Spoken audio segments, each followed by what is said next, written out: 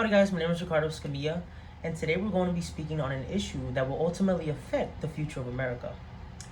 As the global climate crisis becomes the focal point of many talks around the world, due to the rise in sea level, the increase in pollution, and the intensification of natural disasters, the US Congress has constructed a major energy policy that is supposed to direct America away from its dependence on fossil fuels and into a new age of environmentally safe and sustainable business practices.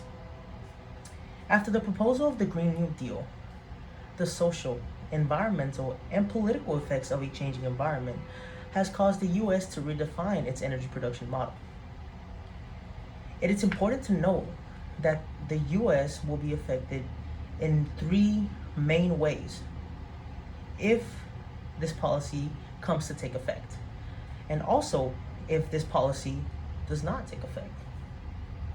And those three aspects in which the U.S. will be affected by include its political stance and its global influence in world trade politics, as well as the stability and safety of local communities in the United States, not to mention the employment and the prosperity of millions of working class Americans employed by the current energy industry. So let's dive deeper into America's power in international trade politics.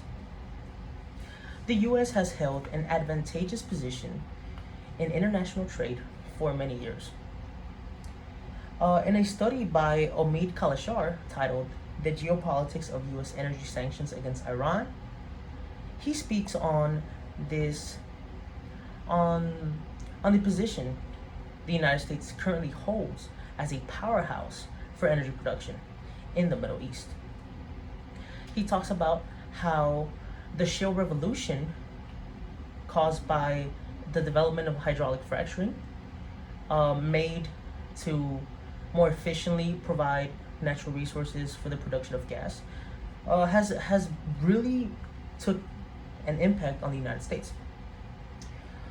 He speaks on how the gas market has been shifted away from the Middle East and back into the United States.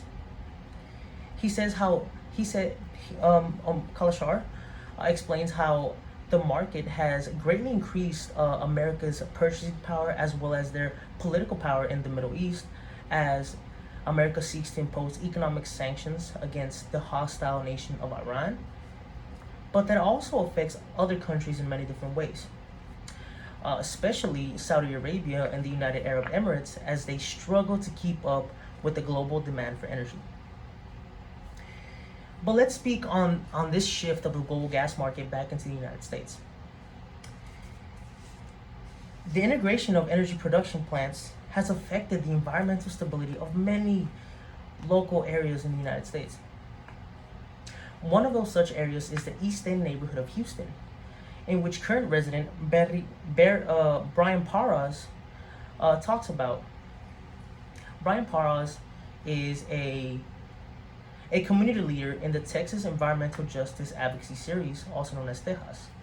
And in an interview, he stated, "They treat us as if we were expendable," when he talks about the petrochemical plant, the water treatment facility, and the complex of natural gas pipelines that run through his neighborhood.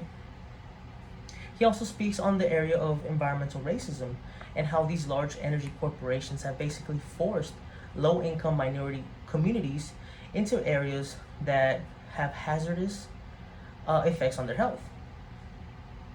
In a later interview, Parras also states that the energy industry has been largely incorporated with the local government as well. Parras states in an interview, "Look at our leadership. They just appointed former Shell CEO as the recovery czar of Houston." That just goes to show how deeply engraved these energy corporations are in local governments. However, the community experiences a duality. And the dilemma is that many people inside the community can also prosper from the fossil fuel industry.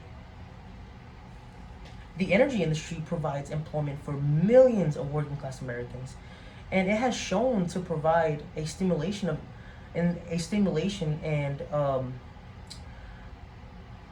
and the social upbringing of these communities.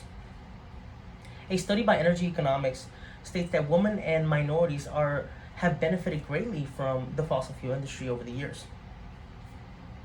In a quote from their article, they state how the energy industry, and I quote, in a local area has had positive, statistically significant income spillovers across many racial, ethnic, and gender groups. This goes to show that as Americans seek more jobs in the energy industry, they are able to provide for their families and stimulate their local economy.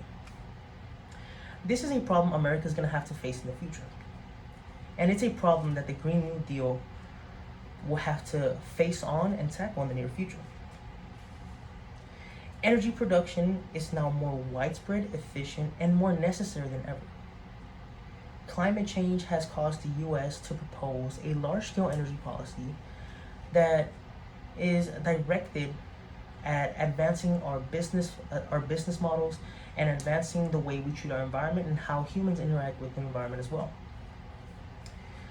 Due to a changing environment, the social, political, and economic effects have caused America to readdress and reevaluate how business will be taken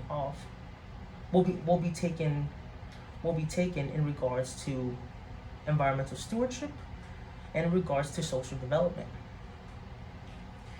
So the dilemma still stands. Shall the U.S. risk the power and prosperity brought forth by the current energy policies? Or should they foster a new age of technological advancement based on the foundations of environmental stewardship and sustainable business models? Thank you.